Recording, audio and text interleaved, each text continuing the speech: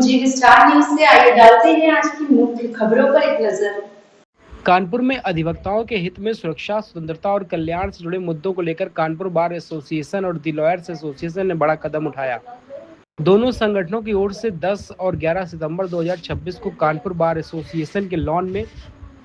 प्रांतीय अधिवक्ता सम्मेलन आयोजित किया जाएगा। बार एसोसिएशन की ओर से कहा गया है कि सर्वोच्च न्यायालय द्वारा बार काउंसिल ऑफ इंडिया और सभी बार काउंसिलों को अधिवक्ताओं को हड़ताल को लेकर दिए गए निर्देशों पर अधिवक्ता समुदाय में चिंता है। संगठन का कहना है कि अधिवक्ताओं को अपने हितों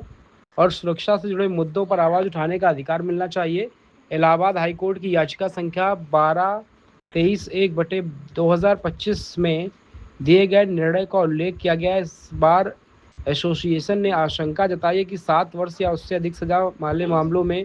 अधिवक्ताओं के मुकदमों को दूसरे जनपदों में चलाने का निर्णय पर अधिवक्ता समुदाय पर प्रतिकूल प्रभाव पड़ सकता है। इसके अलावा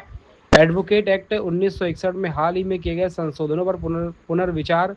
की मांग उठाई गई है। दोनों संगठनों का कहना है कि कुछ संशोधनों को छोड़कर अन्य प्रावधान अधिवक्ताओं के हितों के विपरीत हैं और इस संबंध में आपत्तियां व सुझाव संबंधित स्तर पर भेजे जा चुके हैं। दोनों संगठनों की 4 अगस्त को संयुक्त आम सभा में इन सभी मुद्दों पर विस्तृत चर्चा और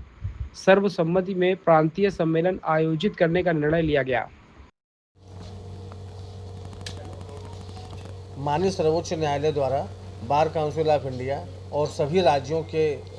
विधिज्ञ परिषद को इस बात के लिए आदेशित किया गया है कि वह पूरे भारत के सभी जिला बार संघों से इस बात की अंडरटेकिंग ले कि न तो किसी मुद्दे पर हड़ताल करेंगे, ना ही न्यायिक कार्य से विरत रहेंगे। इसके अतिरिक्त प्रयागराज उच्च न्यायालय के न्यायमूर्ति जस्टिस विनोद दिवाकर जी के द्वारा एक आदेश पारित किया गया है मोहम्मद कफील बनाम उत्तर प्रदेश राज्य के मामले में, जिसमें उन्होंने यह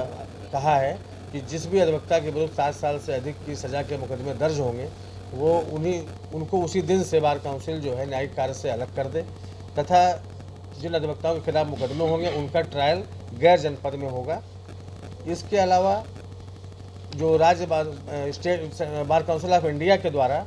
एडवोकेट एक्ट में कुछ संशोधन प्रस्तावित किए गए हैं जो कि अधिवक्ताओं के हितों के विरुद्ध हैं। इसके विरोध में हमारे कानपुर बार एसोसिएशन और लॉयर्स एसोसिएशन की दोनों कार्यकारिणियों ने ध्वनि मत से एक राय होकर के कानपुर में संयुक्त आम सभा का आह्वान किया, जिसमें संयुक्त आम सभा ने इस दोनों ही मुद्दों पर नाराजगी जाहिर की और हड़ताल के विरुद्ध अंडरटेकिंग देने से मना कर दिया है। जस्टिस विनोद दिवाकर जी के आदेश के विरुद्ध हम लोग उच्च न्यायालय में अलग से याचिका प्रस्तुत कर रहे हैं उनके द्वारा दिए गए आदेश को चैलेंज करने के लिए।